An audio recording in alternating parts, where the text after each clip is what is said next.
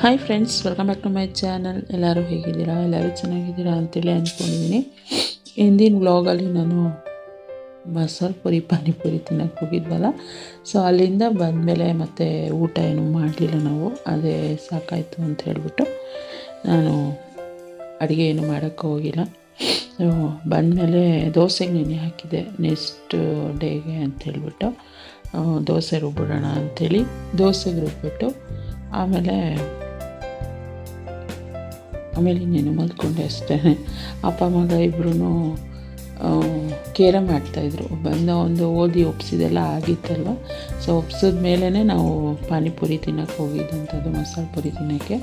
So ಬಂದಮೇಲೆ ಒಂದು ಆಟ ಕೇರಮ್ ಆಡ್ಬಿಡೋಣ ಪಾಪ ಅಂತೇಳಿ ಅವನು ಅವ್ರ ಅಪ್ಪನ ಕೂರಿಸ್ಕೊಂಡು ಆಟ ಆಡಿಸ್ತಾಯಿದ್ದ. ನಾನು ಈ ಕಡೆ ದೋಸೆಗೆ ರುಬ್ಬಿಡೋಣ ಅಂದ್ಬಿಟ್ಟು ದೋಸೆಗೆ ರುಬ್ಬಿ ಎತ್ತಿಟ್ಬಿಟ್ಟು ಹೋಗಿ ಮಲ್ಕೊಂಡೆ ಅಷ್ಟೇ. ಅವತ್ತಿನ ನೈಟು ಆಗಿದ್ದಂಥ ಕೆಲಸ.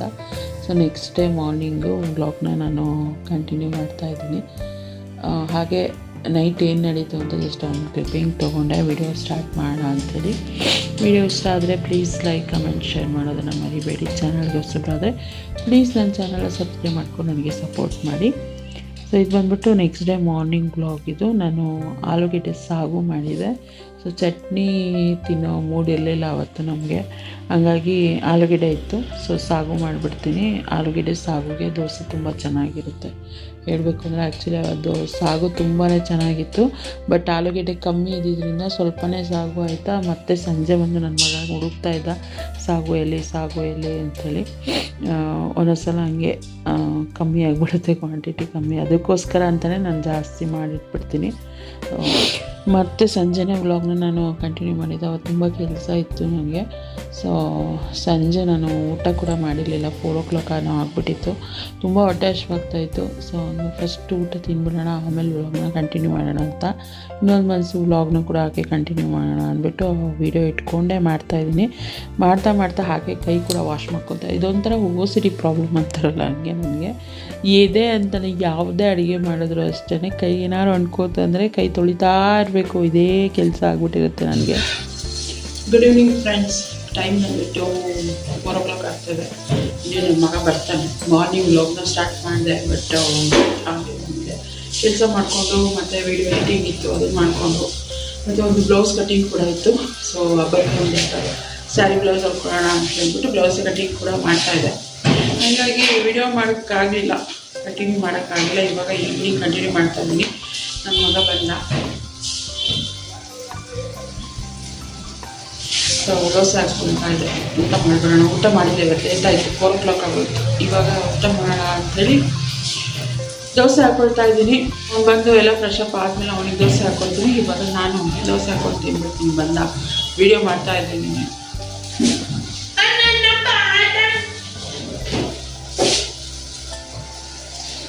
ಹೇಳು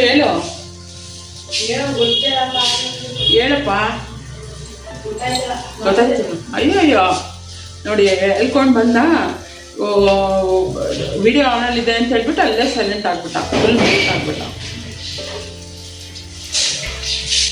ಕ್ಲಾಸಲ್ಲಿ ಈಗ ಶೂ ಹಿಂಗೆ ಹೋದ್ರೆ ಕಾಲು ಜಾಸ್ತಿ ಹಿಂಗೆ ಹಂಗೆ ಹೋಗ್ಲಿ ಅಂದ್ಬಿಟ್ಟು ಅಲ್ಲೊಬ್ಬ ಆದಿತ್ಯ ಅಂತಿದ್ದ. ಅವನಿಗೆ ಹೊಡೆಯಕ್ಕೆ ಅಂತ ಹಿಂಗ್ ಬಂದ. ನಾನು ಅಲ್ಲಿದ್ದೆ. ಹೌದಾ ಇರು ಅವನು ಹಿಂಗೆ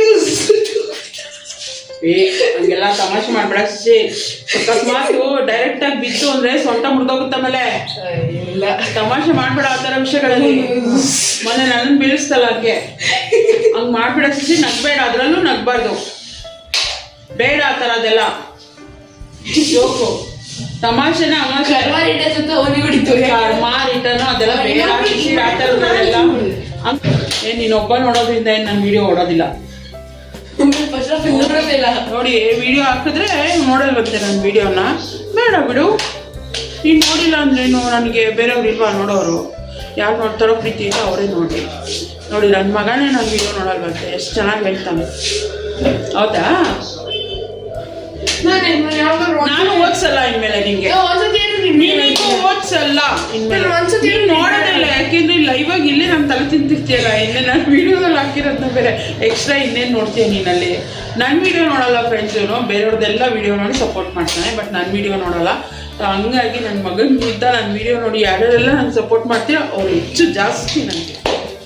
ನನ್ನ ಮಗ ಅಲ್ಲ ಏನ ನೀನಲ್ಲ. ಎಷ್ಟು ಏನಕ್ಕಪ್ಪ ನಾನೇ ಮಾಡಿದ್ರೆ ಫಸ್ಟ್ ಹೆಂಗ್ ಬಂದೆ ಟೆಸ್ಟ್ ಅದನ್ನ ಹೇಳು. ಅದಕ್ಕೆ ಪೇಪರ್ ತಂದಿಕ್ಕಿದ್ರು ನನ್ನ ಕಣ್ಮುಂದೆ. ಪ್ಯಾಸೇಜ್ ಅಂತ ಕೇಳ್ಬೇಡ, ಎಲ್ಲ ಕರೆಕ್ಟ್ ಐತೆ. ಎಲ್ಲ ಗೊತ್ತು ಅಂತ ಮಾತ್ರ ಕೇಳ್ಬೇಡ ಆಯ್ತು. ಎಲ್ಲ ಕರೆಕ್ಟ್ ಐತೆ, 1 ಮಾರ್ಕ್ ಹೋಗಲ್ಲ. ನೀವೇ ಸಾಕ್ಷಿ ಫ್ರೆಂಡ್ಸ್. ಆದ್ರೆ ಲ್ಯಾಂಗ್ವೇಜ್ ಆಗಿರೋದ್ರಿಂದ ಮ್ಯಾಥಮೆಟಿಕ್ಸ್ಗೆ 40 ಔಟ್ ಆಫ್ 40 ಬರಲೇಬೇಕು ನನಗೆ. ಇಲ್ಲ ಅಂದರೆ ಅವನಿಗೆ ಬರೇ ಆಗ್ತೀವಿ ಅಂತ ಹೇಳಿದ್ದೀನಿ.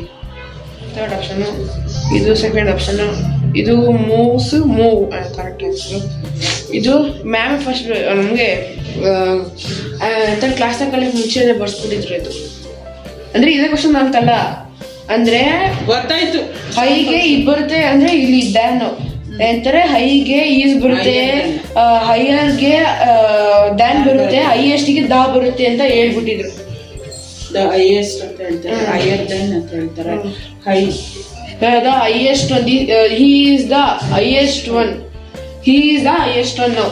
But he is higher than me, he is the ಗೊತ್ತಾಯ್ತು. ಓಕೆ ಅಷ್ಟೇ, ಅಲ್ಲಿ ಎತ್ತಿಡು ಅಷ್ಟೇ ಅಷ್ಟೇ ಎತ್ತಿಡು. ಇವಾಗ ಬಂದಿದ ತಕ್ಷಣ ಏನಿರುತ್ತೆ ಕ್ವಶನ್ ಪೇಪರ್ ಎಲ್ಲ ತೋರಿಸಿ ಅದನ್ನು ಒಪ್ಪಿಸಿ, ಆಮೇಲೆ ನನ್ನ ಒಪಿನಿಯನ್ ಏನಿದೆ ಅದನ್ನು ತೊಗೊಂಡ್ಬಿಡ್ಬೇಕು ಅವನು. ಸೊ ಎಷ್ಟೇ ಇದ್ದಿದ್ರು, ನನಗೆ ಹುಷಾರಿಲ್ಲದೆ ಮಲಗಿದ್ರು ಅಷ್ಟೇ, ಅಥವಾ ಏನೇ ಒಂದು ಕೆಲಸ ಮಾಡ್ತಾಯಿದ್ರು ಫಸ್ಟ್ ಕೆಲಸ ಒಂದು ಅದೇ ಆಗೋವಂಥದ್ದು. ಆಮೇಲೆ ಹೋಗಿ ಕೈಕಾಲು ಮುಖ ಎಲ್ಲ ತೊಳೆದು ಅವ್ನು ಬರೋ ಅಷ್ಟರಲ್ಲಿ ನಾನು ದೋಸೆ ಎಲ್ಲ ಹಾಕ್ಕೊಂಡಿದ್ದ ತಿಂದ್ಬಿಟ್ಟು, ಆಮೇಲೆ ಅವನಿಗೆ ದೋಸೆ ಹಾಕ್ಕೊಟ್ಬಿಡೋಣ ಅಂಥೇಳಿ ಹಾಕ್ಕೊಡ್ತಾಯಿದ್ದೆ. ಸೊ ದೋಸೆಗೆ ಸಾಕು ಖಾಲಿ ಆಗಿಬಿಟ್ಟಿತ್ತು. ಬಟ್ ಸಂಡೇ ಏನು ನಾನು ಪನ್ನೀರ್ ಟಿಕ್ಕಾ ಫ್ರೈ ಮಾಡಿದ್ನ ಅದು ಹಾಗೆ ಫ್ರಿಜ್ಜಲ್ಲಿ ಎತ್ತಿಟ್ಟಿದ್ದೆ. ಸೊ ಅದನ್ನು ಕೂಡ ಸ್ವಲ್ಪ ಬಿಸಿ ಮಾಡಿ ಹಾಕ್ಕೊಟ್ಟೆ ದೋಸೆಗೆ. ಸೊ ಚೆನ್ನಾಗಿತ್ತು, ಟೇಸ್ಟಿಯಾಗಿತ್ತು ದೋಸೆಗೆ. ತಿಂದ್ಬಿಟ್ಟು ಸಂಜೆಗೆ ಬೇಕಾದರೆ ಏನಾದರೂ ಬೇರೆ ಒಂದು ರಸಮ್ ಆ ಥರ ಏನಾದರೂ ಮಾಡ್ಕೊಳ್ಳೋಣ, ಅಥವಾ ದೋಸೆ ಇದ್ದರೆ ಅದನ್ನೇ ಕಂಟಿನ್ಯೂ ಮಾಡ್ತಾರೆ ನಮ್ಮ ಮನೆಯಲ್ಲಿ, ಇಷ್ಟ ಎಲ್ಲರಿಗೂ ಅಂತ ನಾನು ಮುಂಚೆ ವ್ಲಾಗಿಂದನೂ ಹೇಳ್ತಾ ಇದ್ದೀನಿ. ಸೊ ಅದಕ್ಕೆ ಏನಂದರೆ ಸ್ವಲ್ಪ ಆನಿಯನ್ನು, ಹಸಿಮೆಣ್ಸಿನ್ಕಾಯಿ, ಕೊತ್ತಂಬರಿ, ಆಮೇಲೆ ಕ್ಯಾರೆಟ್ ಇದ್ದರೆ ಕ್ಯಾರೆಟ್ ತುರಿ ಎಲ್ಲ ಹಾಕ್ಬಿಟ್ಟು ಸ್ವಲ್ಪ ಆನಿಯನ್ ದೋಸೆ ಥರ ಹಾಕ್ಕೊಳ್ತೀನಿ. ಇಲ್ಲಾಂದರೆ ಪಡ್ಡು ಥರ ಯೂಸ್ ಮಾಡ್ಕೊಳ್ತೀವಿ. ಸೊ ಇದೇ ಥರ ನಮ್ಮ ಮನೆಯಲ್ಲಿ ಅದಕ್ಕೋಸ್ಕರ ಅಂತಲೇ ದೋಸೆ ರುಬ್ಬಿದ್ರೆ ನಾನು ಜಾಸ್ತಿನೇ ರುಬ್ಬುವಂಥದ್ದು. 1 ಟೈಮ್ ತಿಂದ್ಬಿಟ್ಟು ಸಮಾಧಾನ ಮಾಡ್ಕೊಳ್ಳೋರೇ ಅಲ್ಲ ನಮ್ಮ ಮನೆಯಲ್ಲಿ. ಮಧ್ಯಾಹ್ನಕ್ಕೆ ಏನಾದರೂ ನಾನು ಅಡುಗೆ ಮಾಡಿಟ್ಟರೂ ಕೂಡ ಮಿಕ್ಕಿರೋ ಹಿಟ್ಟನ್ನು ನಾನು ಫ್ರಿಜ್ಜಲ್ಲಿ ಏನು ಎತ್ತಿಟ್ಟಿರ್ತೀನಲ್ಲ ಅದನ್ನೇ ಯೂಸ್ ಮಾಡ್ಕೊಂಡು ಮತ್ತೆ ದೋಸೆ ಹಾಕ್ಕೊಂಡು ತಿಂತಾರೆ. ಮಾಡಿರೋ ಅಡುಗೆ ಹಾಗೆ ಉಳ್ಕೊಳ್ಳುತ್ತೆ. ಸೊ ಅದಕ್ಕೋಸ್ಕರ ಅಂತಲೇ ನಾನು ದೋಸೆ ಮಾಡಿದಾಗ, ಇಡ್ಲಿ ಮಾಡಿದಾಗ ಈ ಥರದ್ದೆಲ್ಲ ನಾನು ಅಡುಗೆನೇ ಮಾಡೋಕ್ಕೋಗಲ್ಲ, ಅದನ್ನೇ ತಿನ್ನಲಿ ಅಂದ್ಬಿಟ್ಟು ಸುಮ್ಮನೆ ಆಗಿಬಿಡ್ತೀನಿ. ಅಷ್ಟು ಇಷ್ಟಪಡ್ತಾರೆ ಎಲ್ಲರೂ. ಮತ್ತು ಒಂದು ದೋಸೆ ಹಾಕ್ಕೊಟ್ಬಿಟ್ಟು ಕಾಫಿ ಮಾಡ್ಕೊಂಡು ಕುಡಿದ್ಬಿಡೋಣ ಇಬ್ಬರು. ಇನ್ನು ಓದಕ್ಕೆ ಕೂತ್ಕೊಂಡ್ರೆ ಅಂದರೆ ಅವತ್ತಿನ ದಿನ ರೆಸ್ಟ್ ಅಂತ ಹೇಳ್ತಾ ಇದ್ದ. ಸೊ ಇದು ಯಾವತ್ತಿನ ವ್ಲಾಗು ಅಂತ ನಂಗೆ ಮರ್ತೋಗಿದೆ, ಮೇ ಬಿ ಫ್ರೈಡೇ ಅಂತ ಅಂದ್ಕೊಳ್ತೀನಿ ಈ ಒಂದು ವ್ಲಾಗು. ಸೊ ಹಂಗಾಗಿ ಅವನು ಸ್ಯಾಟರ್ಡೆ ಸಂಡೇ 2 ದಿನ ರಜಾ ಇತ್ತು. ಸೊ ಹೌದು, ಅದಕ್ಕೋಸ್ಕರ ಇವತ್ತು ರೆಸ್ಟ್ ಕೊಡು ಮಮ್ಮಿ, ನಾಳೆ ನಾಳಿದ್ದು ಓದ್ಕೊಳ್ತೀನಿ ಅಂತ ಹೇಳ್ತಾ ಇದ್ದ ಬಂದ ತಕ್ಷಣವೇ ಅವನು. ಆಯ್ತಪ್ಪ, ಯಾವಾಗಲೂ ಓದು ಅಂತಲೂ ಹೇಳೋದ ತಕ್ಷಣ ಅವ್ರಿಗೂ ಕೂಡ ಮೈಂಡ್ ರಿಫ್ರೆಶ್ ಆಗಬೇಕಲ್ವ. ಸೊ ಹಾಗಾಗಿ ನಾನು ಸರಿ ಆಟ ಆಡ್ಕೊಂಡಿರು ಅಂಥೇಳಿ ಬಿಟ್ಬಿಟ್ಟು ಕಾಫಿ ಮಾಡ್ಕೊಂಡು ಕುಡಿದು ಸಂಜೆ ಸಿಂಪಲಾಗೆ ಪೂಜೆ ಮಾಡಿದೆ. ಯಾಕೆಂದರೆ ನೆಕ್ಸ್ಟ್ ಡೇ ನಾನು ದೇವ್ರನ್ನೆಲ್ಲ ತೊಳಿಬೇಕಾಗಿತ್ತು, ಅದಕ್ಕೋಸ್ಕರ ಸಿಂಪಲಾಗೆ ದೇವರಿಗೆ ಪೂಜೆ ಮಾಡಿದೆ, ಫ್ರೈಡೇ ಪೂಜೆ. ಮತ್ತು ಇನ್ನೇನು ಅವರು ಟೈಮ್ ಪಾಸಿಗೆ ಕೇರಮ್ ಬೋರ್ಡ್ ಆಡ್ಕೊಂಡು ಕೂತ್ಕೊಂಡಿದ್ರು ಅಪ್ಪ ಮಗ. ಈ ನಡುವೆ ಇವ್ರದ್ದು ಟೈಮ್ ಪಾಸ್ ಇದೇನೆ. ಯಾವಾಗ ನಮ್ಮ ಭಾವನ ಮಕ್ಕಳು ಮತ್ತು ಅತ್ತಿಗೆ ಮಕ್ಕಳೆಲ್ಲರೂ ಬಂದಿದ್ರಲ್ಲ ಆವಾಗ ಪಾನ್ ಕಳೆದೋಗ್ಬಿಟ್ಟಿತ್ತು. ಅದು ಎಲ್ಲೋ ಇಟ್ಟಿದ್ದಾರೆ, ಬಟ್ ಅದು ಸಿಗ್ತಾ ಇಲ್ಲ ಅವ್ರಿಗೆ. ಹಾಗಾಗಿ ಹೊಸ ಪಾನ್ಸ್ ತೊಗೊಂಡು ಬಂದ್ಬಿಟ್ಟು ಆಟ ಆಡ್ತಾಯಿದ್ದಾರೆ. ಸೊ ಅವ್ರು ಆಟ ಆಡ್ಕೊಂಡಿರಲಿ ಅಂದ್ಬಿಟ್ಟು ನನ್ನ ಪಾಡಿ ನನ್ನ ಕೆಲಸ ಮಾಡಿದೆ. ಬ್ಲೌಸ್ ಸ್ಟಿಚಿಂಗ್ ಮತ್ತು ಸ್ಯಾರಿಗೆ ಫಾಲ್ ಹಾಕ್ಕೊಂಡಿದ್ದೀನಿ. ಇನ್ನು ಹೆಮ್ಮಿಂಗ್ ಮುಂದೆ ಮಾಡಬೇಕಿತ್ತು. ಸೊ ಫಸ್ಟಿಗೆ ಇದು ಮುಗಿಸ್ಬಿಟ್ಟು ಊಟ ಮಾಡಿಬಿಟ್ಟು ಆಮೇಲೆ ಮಾಡೋಣ ಅಂತ ಪ್ಲ್ಯಾನ್ ಮಾಡಿಕೊಂಡೆ. ಸೊ ಬ್ಲೌಸ್ ಹೊಲ್ಕೊಂಡೆ, ಆ ಸೀರೆದು ಹೊಲ್ಕೊಂಡಿದ್ದೀನಿ ಬ್ಲೌಸು. ತುಂಬ ದಿನದಿಂದ ಅಂದ್ಕೊಳ್ತಾ ಇದ್ದೆ ಕುತ್ಕೋಬೇಕಂತೇಳಿ, ಬಟ್ ತುಂಬ ದಿನದಿಂದ ಅಂದ್ಕೊಳ್ತಾ ಇದ್ದೆ ಈ ಒಂದು ಸೀರೆನ ಉಟ್ಕೊಳ್ಬೇಕು ಅಂಥೇಳಿ. ಆಗಿದೆ, ಬ್ಲೌಸ್ ಸ್ಟಿಚ್ ಆಗಿಲ್ಲವಲ್ಲ, ಅದಕ್ಕೆ ಆ್ಯಕ್ಚುಲಿ ಬೇರೆ ಹೊರಗಡೆನೇ ಕೊಟ್ಟು ಹೊಲ್ಸೋಣ ಅಂದ್ಕೊಂಡೆ. ಇನ್ನೇನು ಸಿಂಪಲ್ ಸೀರೆನ ಅದಕ್ಕೆ ಎಷ್ಟು ಒಂದು 700 ಏನೋ ಕೊಟ್ಟು ತೊಗೊಂಡಿರೋ ಅಂಥದ್ದು. ಅದು ಅದಕ್ಕೆ ಬೇರೆ 1,000 ರೂಪಾಯಿ ಇಲ್ಲ 550 650 ಕೊಟ್ಟು ಸ್ಟಿಚಿಂಗ್ ಕೊಡಬೇಕು. ಆಮೇಲೆ ಅದು ಟೈಮ್ ಕರೆಕ್ಟಾಗೂ ಕೊಡೋದಿಲ್ಲ ಅಂದ್ಕೊಂಡು ಸುಮ್ಮನೆ ಆಗಿ ನಾನೇ ಸ್ಟಿಚ್ ಮಾಡ್ಕೊಳ್ಳೋಣ ಅಂತ ಮಾಡ್ಕೊಂಡಿದ್ದೀನಿ.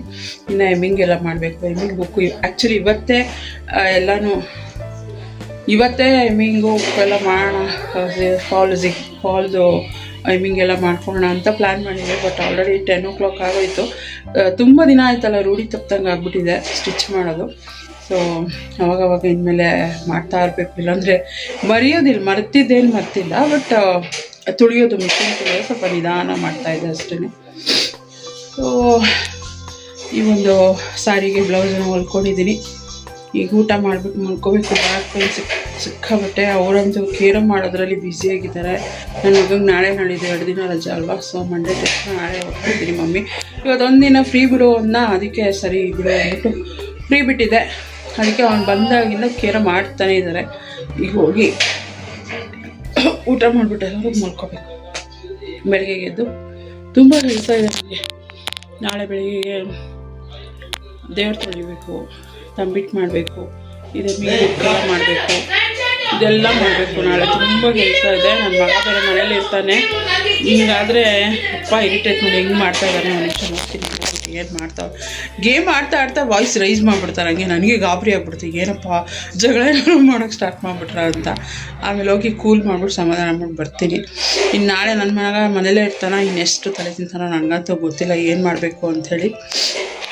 ಏನಾಗುತ್ತೆ ಎಲ್ಲ ಬ್ಲಾಗಲ್ಲಿ ಹಂಗೆ ಕಂಟಿನ್ಯೂ ಮಾಡ್ತೀವಿ. ನಾಯಿಗಳು ನೋಡು ಏನು ಕೆಲಸ ಮಾಡಿದೆ. ನನ್ನ ಚಪ್ಪಲಿ, ಹೊಸ ಚಪ್ಪಲಿ ಇದು, ಮನೆ ಹತ್ರ ಹಾಕ್ಕೊಳ್ಳೋದು, ಕಚ್ಚಿ ಕಿತ್ತು ಎಲ್ಲ ಕಿತ್ತಾಕಿರೋದು.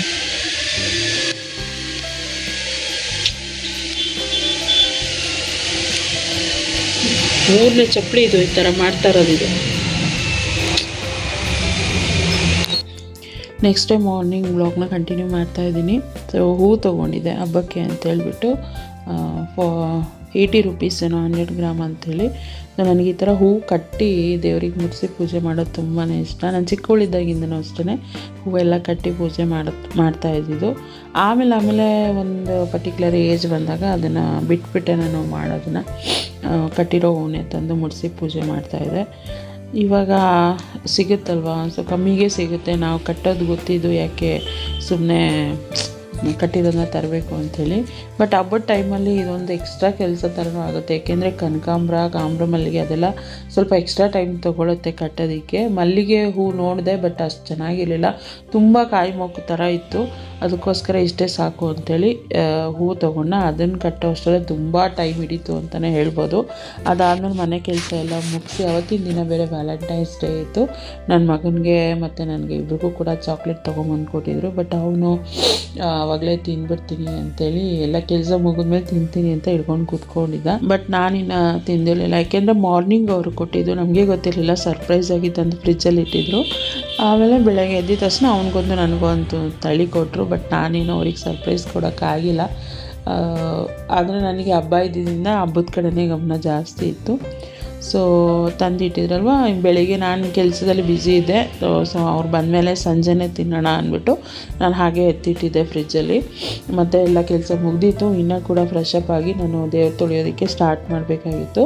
ಸ್ವಲ್ಪ ಲೇಟೇ ಆಯಿತು ಅಂತಲೇ ಹೇಳ್ಬೋದು. ಏಕೆಂದರೆ ಸ್ವಲ್ಪ ಸೋಫಾ ಕವರ್ಸ್ ಇರ್ಬೋದು, ಬೆಡ್ಸ್ ಎಲ್ಲ ಚೇಂಜ್ ಮಾಡಿಕೊಂಡು ಎಲ್ಲ ಕ್ಲೀನ್ ಮಾಡ್ಕೊಂಡು ಒಂದು ಕಡೆಯಿಂದ ಬರೋ ಅಷ್ಟರಲ್ಲಿ ಸ್ವಲ್ಪ ಲೇಟೇ ಆಯಿತು ಅವತ್ತು ನನಗೆ. ಹಂಗಾಗಿ ನಾನು ನಿಧಾನವಾಗಿ ಮಾಡ್ಕೊಳ್ಳೋಣ. ಏಕೆಂದರೆ ನೆಕ್ಸ್ಟ್ ಡೇನೇ ಹೂ ಮುಡಿಸಿ ಪೂಜೆ ಮಾಡೋಣ. ದೇವ್ರನ್ನೆಲ್ಲ ತೊಳೆದು ರೆಡಿ ಮಾಡಿ ಇಟ್ಬಿಟ್ರೆ ನೆಕ್ಸ್ಟ್ ಡೇ ಹೂ ಮುಡಿಸಿ ಪೂಜೆ ಮಾಡ್ಕೊಳ್ಬೋದು. ಆವತ್ತಿನ ದಿನ ದೀಪ ಹಚ್ಚಿಬಿಟ್ಬಿಡೋದು. ಹೂವೆಲ್ಲ ಮುಡಿಸೋದು ಬೇಡ ಅಂತೇಳಿ ಅಂದ್ಕೊಂಡೆ. ಪ್ಲ್ಯಾನ್ ಮಾಡಿಕೊಂಡು ಸಂಜೆಗೆ ಮಾಡೋಣ ಅಂತೇಳಿ ಅಂದ್ಕೊಂಡಿದ್ದೆ. ಅದೇ ರೀತಿ ಆಯಿತು. ಬಟ್ ನನ್ನ ಮಗ ಅವನಿಗೆ ಕಂಟ್ರೋಲ್ ಮಾಡೋಕ್ಕಾಗಲ್ವಲ್ಲ, ತಿಂತೀನಿ ಅಂದ್ಬಿಟ್ಟು ಓಪನ್ ಮಾಡ್ತಾಯಿದ್ನ. ಸೊ ನನಗೂ ಕೊಡು, ಒಂದು 3 ಪೀಸ್ ಕೊಡು ನನಗೂ ಅಂಥೇಳಿ ಹೇಳಿದೆ. ಸೊ ಆಯಿತು ಮಮ್ಮಿ ನಾನು ಕೊಡ್ತೀನಿ, ಅಂದರೆ ನೀನು ಕೊಟ್ಟರೆ ನಾನು ಕೊಡಬೇಕು, ಆ ಥರ ಪ್ಲ್ಯಾನ್ ಮಾಡಿಕೊಂಡು. ಅವನಿಗೆ ನನಗೆ ಕೊಟ್ಟಿದ್ದು ಸ್ವಲ್ಪ ಬೇರೆ ಥರ ಇತ್ತು ಚಾಕ್ಲೇಟು, ಅವನಿಗೆ ಕೊಟ್ಟಿದ್ದು ಬೇರೆ ಥರ ಇತ್ತು. ಅದಕ್ಕೋಸ್ಕರ ಅದನ್ನು ಚಾಕ್ಲೇಟ್ ನಾನು ಟ್ರೈ ಮಾಡ್ತೀನಿ ಅಂಥೇಳಿ ಅವ್ನು ನನಗೂ ಕೊಟ್ಟ, ನಾನು ಅವನಿಗೂ ಕೊಟ್ಟೆ. ಸೊ ಅವನಂದರೆ ಫ್ರೀಝರಲ್ಲಿ ಇಟ್ಕೊಂಡ್ಬಿಡ್ತಾನೆ ಚಾಕ್ಲೇಟು, ಅದು ತುಂಬ ಗಟ್ಟಿಯಾಗಿಬಿಡುತ್ತೆ. ಅದನ್ನೇ ಹೇಳ್ತಿರ್ತೀನಿ, ಜಾಸ್ತಿ ಫ್ರೀಝರಲ್ಲಿ ಇಡಬೇಡ ಕಣೋ ಅಂಥೇಳಿ. ಅವ್ನು ಹೇಳಿದ ಮಾತೇ ಕೇಳೋದಿಲ್ಲ. ತಂದು ಕೊಟ್ಟನ. ಆಮೇಲೆ ಸ್ವಲ್ಪ ಹೊತ್ತು ಮತ್ತೆ ಊಟ ಎಲ್ಲ ಮಾಡಿ ವ್ಲಾಗ್ನ ಕಂಟಿನ್ಯೂ ಮಾಡ್ತಾಯಿದ್ದೀನಿ ನಾನು. ಏನಪ್ಪ ಅಂತೇಳಿದ್ರೆ ಅದೇ ಸಂಜೆ ಆಗಿಬಿಟ್ಟಿತ್ತು, ನಾನು 6 o'clock ಏನೋ ಆಗಿತ್ತು ದೇವರು ಎಲ್ಲ ತೊಳೆಯೋದಕ್ಕೆ ಇದು ಮಾಡಿದಾಗ. ಜಾಸ್ತಿ ವೀಡಿಯೋನೂ ಮಾಡ್ಕೊಳ್ಳಿಲ್ಲ, ಏನೋ ಸ್ವಲ್ಪನೇ ನನ್ನ ಮಗನ ಕೈಲೇ ವೀಡಿಯೋ ಮಾಡಿಸ್ದೆ ಅಷ್ಟೇ. ಅದೆಲ್ಲ ಸ್ಟ್ಯಾಂಡ್ಗೆ ಹಾಕ್ಕೊಂಡು ನಿಂತ್ಕೊಂಡ್ರೆ ಇನ್ನೂ ಲೇಟ್ ಆಗಿಬಿಡುತ್ತೆ ಅಂತ. ಸೊ ನಮ್ಮನೆ ಹತ್ರ ಒಂದು ಶಿವನ ದೇವಸ್ಥಾನ ಇದೆ. ಅದು ಯಾವಾಗಲೂ ಅಷ್ಟೇ, ಆಲ್ವೇಸ್ ಶಿವರಾತ್ರಿ ಹಬ್ಬದ ಮುಂಚೆ ಒಂದು ದಿನ ಅಲ್ಲಿ ದೇವ್ರ ಪ್ರತಿಷ್ಠಾಪನೆ ಮಾಡಿದಂತೆ. ಸೊ ಅಲ್ಲಿ ಪೂಜೆ ಎಲ್ಲ ಮಾಡ್ತಾರೆ. ಅಷ್ಟರಲ್ಲಾದರೂ ನಾನು ಹೋಗೋಣ ದೇವಸ್ಥಾನಕ್ಕೆ ಹೋಗಿ ಬರೋಣ. ಯಾಕೆಂದರೆ ನೆಕ್ಸ್ಟ್ ಡೇ ಇನ್ನು ಹಸ್ಬೆಂಡು ಊರಿಗೆ ಹೋಗ್ಬಿಡ್ತಾರೆ, ಅವತ್ತು ಹೋಗೋಕ್ಕಾಗಲ್ಲ ದೇವಸ್ಥಾನಕ್ಕೆ. ಅದಕ್ಕೋಸ್ಕರ ಹಿಂದಿನ ದಿನವೇ ಹೋಗೋಣ ಅಂಥೇಳಿ ಬೇಗ ಎಲ್ಲ ತೊಳೆದು ಆಲ್ಮೋಸ್ಟ್ 7:30 ಆಗಿತ್ತು ನಾನು ದೇವ್ರದ್ದೆಲ್ಲ ರೆಡಿ ಮಾಡಿ ಪೂಜೆ ಮಾಡೋ ಅಷ್ಟರಲ್ಲಿ. ಸೊ ಹಾಗೆ ದೀಪ ಹಚ್ಚೋಣ ಅಂತ ಅಂದ್ಕೊಂಡೆ, ಬಟ್ 7:30 ಆಗಿತ್ತಲ್ಲ, ಬೇಡ ನೆಕ್ಸ್ಟ್ ಡೇನೇ ಮಾಡೋಣ ಅಂದ್ಬಿಟ್ಟು ಸುಮ್ಮನೆ ಆಗಿ ಅಲ್ಲಿಂದ ನಾವು ದೇವಸ್ಥಾನಕ್ಕೆ ಹೋದ್ವಿ. ನೋಡ್ಬೋದು ಎಷ್ಟು ಚೆನ್ನಾಗಿ ದೀಪ ಲೈಟಿಂಗ್ಸ್ ಎಲ್ಲ ಅಲಂಕಾರ ಮಾಡಿದರು. ಮತ್ತು ದೇವಸ್ಥಾನದಲ್ಲೂ ಅಷ್ಟೇ ತುಂಬ ಚೆನ್ನಾಗಿ ದೇವರಿಗೆ ಅಲಂಕಾರನ ಮಾಡಿರ್ತಾರೆ. ಅದು ನೋಡೋಕ್ಕೆ ಒಂಥರ ಖುಷಿ ಆಗುತ್ತೆ ನನಗೆ. ಮತ್ತು ಮಧ್ಯಾಹ್ನ ಕೂಡ ಅನ್ನದಾನ ಮಾಡ್ತಾರೆ ಅಲ್ಲಿ. ಎವ್ರಿ ಶಿವರಾತ್ರಿ ಹಿಂದಿನ ದಿನ ಮಧ್ಯಾಹ್ನ ಟೈಮ್ ಅನ್ನದಾನ ಇರುತ್ತೆ. ನನ್ನ ಮಗನಿಗೆ ಯಾವಾಗಲೂ ಸ್ಕೂಲ್ ಇರ್ತಾಯಿತ್ತು. ಸಂಜೆ ಅವನ್ನ ಸ್ಕೂಲಿಂದ ಕರ್ಕೊಬರೋ ಟೈಮಲ್ಲಿ ಹೋಗ್ಬಿಟ್ಟು ನಾವು ಅನ್ನದಾನ ತಿನ್ಕೊಂಡು ಬರ್ತಾಯಿದ್ವಿ. ಬಟ್ ಇವತ್ತು ರಜಾ ಇದ್ದಿದ್ದರಿಂದ ಹೋಗೋಕ್ಕಾಗಲಿಲ್ಲ ಅಷ್ಟೇ. ಮಧ್ಯಾಹ್ನ ಬಿಸಿಲು ಜಾಸ್ತಿ, ಜೊತೆಗೆ ಮನೇಲಿ ತುಂಬ ಕೆಲಸ ಇದ್ದಿದ್ದರಿಂದ ನನಗೆ ಹೋಗೋಕ್ಕಾಗಿಲ್ಲ. ನೋಡ್ಬೋದು ಹೊರಗಡೆಯಿಂದನೇ ಎಷ್ಟು ಚೆನ್ನಾಗಿ ಅಲಂಕಾರ ಎಲ್ಲ ಕಾಣಿಸ್ತಾ ಇದೆ ದೇವ್ರದ್ದು ಅಂತೇಳಿ. ಒಳಗಡೆ ಅಂತೂ ಸಕ್ಕತ್ತಾಗಿದೆ ದೇವ್ರದ್ದು. ಅಂತೂ ಗಣೇಶ ದೇವಸ್ಥಾನ ಏನಿದೆ ಅದು ಬಾಗಿಲು ಹಾಕ್ಬಿಟ್ಟಿದ್ರು. ಪಾಪ ಅವರು ಮಾರ್ನಿಂಗಿಂದನೇ ಎಲ್ಲ ಇದು ಮಾಡಿರ್ತಾರೆ, ಅವ್ರಿಗೂ ಟಯರ್ಡ್ ಆಗಿರುತ್ತಲ್ವ, ಹೋಗಬೇಕು. ನಾವು ಹೋದಾಗಲೇ ಆಲ್ಮೋಸ್ಟ್ ಒಂದು 7:45 8 o'clock ಏನೋ ಆಗಿಬಿಟ್ಟಿತ್ತು. ಆದರೆ ಇಷ್ಟು ದರ್ಶನ ಸಿಗ್ತಲ್ಲ, ನನಗೆ ಅಷ್ಟೇ ಖುಷಿ ಆಯಿತು. ಎಲ್ಲ ದೇವ್ರನ್ನ ನೋಡಿ ದರ್ಶನ ಮಾಡಿಕೊಂಡು ಅವ್ರದ್ದು ಬ್ಲೆಸ್ಸಿಂಗ್ಸ್ನ ತೊಗೊಂಡು ಬಂದ್ವಿ. ಇದು ಬಂದ್ಬಿಟ್ಟು ಉತ್ಸವ ಮೂರ್ತಿ ನೋಡ್ಬೋದು. ಹಿಂದೆ ಗಣೇಶ ಟೆಂಪಲ್ ಇದೆ, ಅದು ಕ್ಲೋಸ್ ಮಾಡಿದರು. ಸೊ ವಿಘ್ನೇಶ್ವರ ಒಂದು ಕಾಣಿಸ್ಲಿಲ್ಲ. ಮನೆಯಲ್ಲೇ ಕೈ ಮುಕ್ಕೊಳ್ಳೋಣ ವಿಘ್ನೇಶ್ವರನಿಗೆ ಅಂಥೇಳಿ ದೇವ್ರದ್ದು ಅಲಂಕಾರ ಎಲ್ಲ ಒಂದು ವಿಡಿಯೋ ಕ್ಲಿಪ್ಪಿಂಗ್ನ ತೊಗೊಂಡು ಬಂದೆ. ಈ ಸಲ ಅಂತೂ ತುಂಬಾ ಚೆನ್ನಾಗಿ ಮಾಡಿದರು ಅಲಂಕಾರ ಅಂತ ಹೇಳ್ಬೋದು. ಏನು ಓಂ ಮತ್ತು ಸ್ವಸ್ತಿಕ್ ಇದೆಲ್ಲ ಅದು ಸಖತ್ ಅಟ್ರಾಕ್ಟಿವ್ ಆಗಿ ಕಾಣ್ತಿತ್ತು. ಅದರಲ್ಲೂ ವೈಟ್ ಎಲ್ಲೋ ಫ್ಲವರ್ಸಲ್ಲಿ ಮಾಡಿದ್ದು ಇನ್ನೂ ಅಟ್ರಾಕ್ಟಿವ್. ಸೊ ಹೊರಗಡೆ ಬಂದು ಒಂದಷ್ಟು ವಿಡಿಯೋ ಮಾಡಿಕೊಂಡು ಆಮೇಲೆ ಅಲ್ಲೆಲ್ಲ ಸ್ಟಾಲ್ಗಳು ಹಾಕಿದ್ರು. ಹಸ್ಬೆಂಡ್ ಬೇಡ ನಡಿ ಹೋಗೋಣ ಅಂತ ಹೇಳ್ತಾಯಿದ್ರು. ಬಟ್ ಅವ್ರು ಹಾಕಿದ್ದಾರೆ ಅಂದರೆ ಸ್ವಲ್ಪ ಆದರೂ ನೋಡಬೇಕಲ್ವ. ನೋಡಿಲ್ಲ ಅಂತಂದರೆ ನೋಡೋದಕ್ಕೆ ದುಡ್ಡು ಕೊಡಬೇಕಾ, ಅಟ್ಲೀಸ್ಟ್ ವಿಂಡೋ ಶಾಪಿಂಗ್ ಆದರೂ ಮಾಡೋಣ ಅಂಥೇಳಿ ಒಂದು ಕಡೆಯಿಂದ ಒಂದು ರೌಂಡ್ ಹೊಡ್ಕೊಂಡು ನಾನು ಹೊರಗಡೆಯಿಂದ ದೇವಸ್ಥಾನ ಕೂಡ ಎಷ್ಟು ಚೆನ್ನಾಗಿ ಅಲಂಕಾರ ಮಾಡಿದ್ದನ್ನು ನೋಡಿಕೊಂಡು ಹಾಗೆ ಒಂದು ವಿಡಿಯೋ ಕ್ಲಿಪ್ಪಿಂಗ್ ಕೂಡ ತಗೊಂಡೆ. ನನಗೆ ಪರ್ಸ್ನಲಾಗಿ ಈ ಥರ ತುಂಬ ಅಲಂಕಾರ ಮಾಡಿರೋ ದೇವಸ್ಥಾನಗಳನ್ನ ನೋಡೋಕ್ಕೆ ಇಷ್ಟ, ಜೊತೆಗೆ ಕಮ್ಮಿ ಜನ ಇದ್ದಾಗ ಹೋಗೋದಕ್ಕೆ ಇಷ್ಟ ಆಗುತ್ತೆ. ಸೊ ಹೊರಗಡೆಯಿಂದ ಒಂದು ಜಸ್ಟ್ ಕ್ಲಿಪ್ಪಿಂಗ್ ತೊಗೊಂಡೆ. ಮತ್ತು ಅಲ್ಲೇ ಸುತ್ತಮುತ್ತ ಒಂದು ರೌಂಡ್ ಹೊಡೆದ್ಬಿಟ್ಟು ಅಲ್ಲಿಂದ ನಮ್ಮ ಮನೆಯವ್ರ ಚಿಕ್ಕಪ್ಪ ಮನೆಗೆ ಹೋದ್ವಿ. ಅವರೇನೋ 1-2 ಸಾರಿ ಇದೆ ಕುಚ್ಚು ಹಾಕ್ಕೊಡ್ಬೇಕು ಅಂತ ಹೇಳಿದರು. ಬಟ್ ಹೋದಾಗ ಅಲ್ಲಿ ಅವರು ಇರಲಿಲ್ಲ, ಜೊತೆಗೆ ಸ್ಯಾರಿ ಕೂಡ ಜಿಗ್ಜಾಗ್ ಫಾಲ್ ಆಗಿರಲಿಲ್ಲ ಅಂದರೆ ಬರೋಲ್ಲ, ಜಿಗ್ಜಾಗ್ ಆಗಿರಬೇಕು ನನಗೆ ಕುಚ್ಚು ಕಟ್ಟೋದಕ್ಕೆ. ಸೊ ಅವ್ರಿಗೆ ಹೇಳಿಬಿಟ್ಟು ನಾನು ಅಲ್ಲಿಂದ ಹೊರಟು ಬಂದ್ವಿ. ಅಲ್ಲಿ ಬರೋಕ್ಕೆ ಮುಂಚೆ ನಮ್ಮ ಮನೆಯವರ ಕಸಿನ್ ಸಿಸ್ಟರ್ ಮಗ ಬಂದಿದ್ದರು. ಸೊ ಅವರು ಪೇಪರಲ್ಲಿ ಇಟ್ಕೊಂಡು ಏನೇನೋ ಮಾಡ್ತಾಯಿದ್ದ ಅವನು.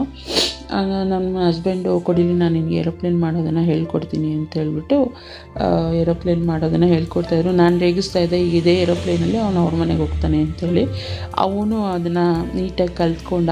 ನನ್ನ ಹಸ್ಬೆಂಡಿಗೆ ಇದೇ ಥರ ಅಂದರೆ ಯಾವುದೇ ಮಕ್ಕಳನ್ನಾಗಲಿ ತುಂಬ ಒಂಥರ ಐಡಲ್ ಆಗಿರ್ತಾರೆ. ಆ ಮಕ್ಳುಗಳನ್ನ ಆಟ ಆಡಿಸೋದಿರ್ಬೋದು, ಏನಾರು ಅಳ್ತಾಯಿದ್ರೆ ಸಮಾಧಾನ ಮಾಡೋ ಆ ಥರದ್ದೆಲ್ಲ ಮಾಡ್ತಾರೆ. ನನ್ನ ಫ್ರೆಂಡ್ಸ್ಗಳು ಕೂಡ ಹೇಳ್ತಾರೆ, ಚೆನ್ನಾಗಿ ನೋಡ್ಕೋತಾರೆ ಕಡೆ ಮಕ್ಕಳನ್ನ ಅಂತ ಹೇಳ್ಬಿಟ್ಟು. ಮೂಡಿದರೆ ಆ ಥರ ಮಾಡ್ತಾರೆ, ಇಲ್ಲ ಅಂದರೆ ಟಿ ವಿ ನೋಡಿಕೊಂಡು ತೊಗೊಳ್ಳಿ ಮೊಬೈಲ್ ಅಂದ್ಬಿಟ್ಟು ಆಟ ಆಡೋಕ್ಕೆ ಕೊಟ್ಬಿಟ್ಟು ಕೂಡಿಸ್ಬಿಡ್ತಾರೆ. ಸೊ ಈ ಥರ ಅವ್ರು ಮಾಡೋ ಅಂಥದ್ದು. ಅಲ್ಲಿಂದ ಮನೆಗೆ ಬಂದ್ವಿ ನಾವು, ಅವ್ರಿಗೆ ಹೇಳ್ಬಿಟ್ಟು ಜಿಗ್ಜಾಗ್ ಮಾಡಿಸಿರಿ ಅಂತ. ಮತ್ತು ಮನೆಗೆ ಬಂದವಳು ನನ್ನ ಎಮ್ಮಿಂಗ್ ಕೆಲಸ ಒಂದು ಪೆಂಡಿಂಗ್ ಇತ್ತು, ಬೆಳಗ್ಗೆಯಿಂದ ಬ್ಯುಸಿ ಇದ್ದಿದ್ದರಿಂದ ಮಾಡೋಕ್ಕಾಗಿರಲಿಲ್ಲ.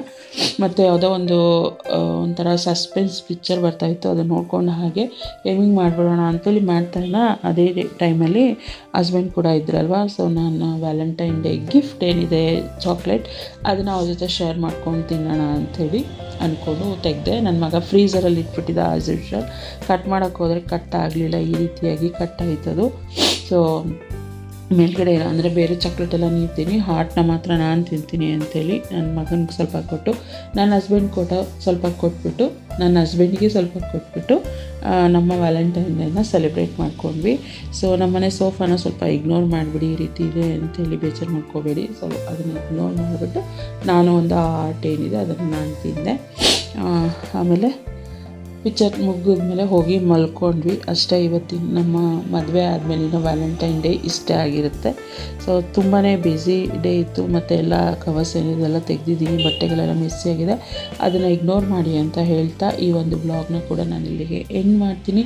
ವಿಡಿಯೋ ಇಷ್ಟ ಆಗಿದ್ರೆ ಪ್ಲೀಸ್ ಲೈಕ್, ಕಮೆಂಟ್, ಶೇರ್ ಮಾಡೋದನ್ನು ಮರಿಬೇಡಿ. ಚಾನಲ್ಗೆ ಹೊಸಬರಾದರೆ ಪ್ಲೀಸ್ ನನ್ನ ಚಾನಲ್ನ ಸಬ್ಸ್ಕ್ರೈಬ್ ಮಾಡ್ಕೊಂಡು ನನಗೆ ಸಪೋರ್ಟ್ ಮಾಡಿ. ಸಿಗ್ತೀನಿ ನೆಕ್ಸ್ಟ್ ವೀಡಿಯೋದಲ್ಲಿ. ಅಲ್ಲಿವರೆಗೂ ಥ್ಯಾಂಕ್ಸ್ ಫಾರ್ ವಾಚಿಂಗ್.